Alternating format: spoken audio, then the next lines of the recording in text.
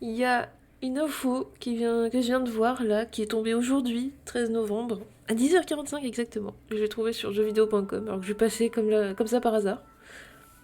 C'est pour FIFA 21, un jeu auquel je joue pas et auquel j'ai jamais joué parce que ça m'intéresse pas du tout, mais qui a énormément de succès et qui rapporte énormément d'argent. Electronic Arts va ajouter des options permettant de limiter les dépenses, alors qu'ils sont en plein procès justement à cause de ça. Gros hasard. Disponible depuis quelques semaines, FIFA 21 propose toujours son système Ultimate Team, permettant aux joueurs de dépenser de l'argent pour acquérir des packs de cartes. Le procédé présent dans de nombreux titres et dans le viseur de nombreux gouvernements qui rapprochent le tout des jeux de hasard. Ah mais bordel, hein, il en a fallu du temps. 2020. Et les mecs se réveillent. Mais hein, le pire, c'est qu'ils visent Electronic Arts, mais c'est tellement pas les seuls. Et c'est tellement pas les pires. Faut juste voir les jeux mobiles, c'est que des jeux de casino, c'est que ça.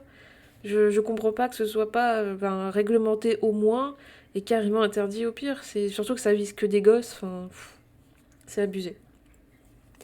Le 17 novembre, Electronic Arts va intégrer à FIFA 21 la fonctionnalité FIFA Playtime qui proposera une nouvelle série d'outils permettant aux joueurs d'avoir plus de contrôle et de visibilité sur leur façon de jouer. Mais c'est pas le nombre d'heures qui pose problème, c'est le nombre d'euros dépensés dans ces conneries. Accessible depuis le menu principal pour les modes FUT et Volta. Selon Eurogamer, FIFA Playtime fonctionnera un peu comme un contrôle parental, puisqu'il permettra de limiter le temps de jeu, oui, et le nombre de FIFA points que l'on peut dépenser. C'est les FIFA points qui sont limités en fait. C'est pas l'argent mis dans le jeu. C'est juste l'argent virtuel. Ces derniers faisant partie d'une monnaie virtuelle qui s'achète avec de l'argent réel. Donc on vous empêche pas de mettre 1 million d'euros dans le jeu, c'est juste que vous devrez dépenser vos FIFA points un petit peu plus lentement. De plus, il devrait être possible de mettre en place un nombre maximum de packs qu'il sera possible d'ouvrir. Alors pour les enfants, enfin en tout cas pour que les parents puissent avoir un petit peu plus de contrôle, c'est bien. Il faudrait encore que les parents soient au courant que ça existe. Parce que bon, tous les parents vont pas se renseigner sur l'actualité du jeu vidéo, donc si le gamin leur en parle pas, bah oui, ça servira à rien. Et pour les adultes, ben, j'imagine que pour les gens malades, du coup, si c'est à eux, en fait, de régler ça, qu'est-ce qui les empêche, en fait, par exemple, pendant une crise de dépenses, bah, de retirer cette limite et puis là, de dépenser tout ce qu'ils ont. Oui, c'est débile, quoi. Voilà. Le jeu doit toujours être amusant, oui. Nous augmentons donc les informations et les outils pour vous aider à jouer selon vos conditions. En juin, nous avons déployé la charte du jeu positif, un ensemble mis à jour de directives communautaires conçues pour rendre nos jeux et nos services plus inclusifs, sûrs, équilibrés et équitables. C'est une autre étape que nous franchissons pour rendre le jeu plus positif. Oh, pardon, ça me fait rire d'être tellement de mauvaise foi, c'est drôle.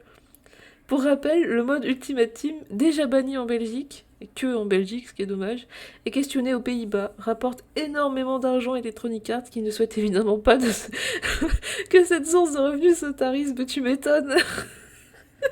Ils se font, excusez-moi de l'expression, mais ils se font des couilles en or avec ça, quoi. Donc évidemment qu'ils veulent pas que ça se tarisse. C'est tellement un coup d'épée dans l'eau, c'est tellement pour faire genre, eh regardez, on n'est pas trop des sacs à merde, voyez, on a mis en place une espèce de fonctionnalité qui vous permet de limiter vos dépenses. Ouais, enfin, comme je l'ai dit, si les parents sont pas au courant parce qu'ils se renseignent pas et que le gamin va pas leur dire, eh maman, regarde, t'as vu, il y a ça, bah ils vont pas le faire. Et les gens qui sont addicts, bah, si c'est à eux de contrôler leur propre addiction, qu'est-ce qui les empêche d'enlever la limitation et d'aller dépenser tout leur argent? Bah, rien. Rien du tout. Donc c'est un coup d'épée dans l'eau, c'est juste pour se donner une belle image, mais c'est de la merde. C'est nul. Enfin, comme tout ce qu'ils font, quoi. Dites-moi en commentaire ce que vous en pensez. Moi, perso, je trouve ça ridicule. Et ça se voit que Electronic Arts enfin, c'est un damage control totalement désespéré. Et ils essayent vraiment de se redorer leur blason qui est déjà pourri et depuis plus d'une dizaine d'années. Hein. La réputation qui se traîne, c'est terrible. Et je comprends pas que les gens. Enfin, Les gens qui sont addicts et les enfants, bah, c'est une chose, mais les autres, ceux qui n'ont pas de problème d'argent et qui sont adultes, qui savent ce qu'ils font, je comprends pas qu'ils continuent d'engraisser cette compagnie. C'est pas possible.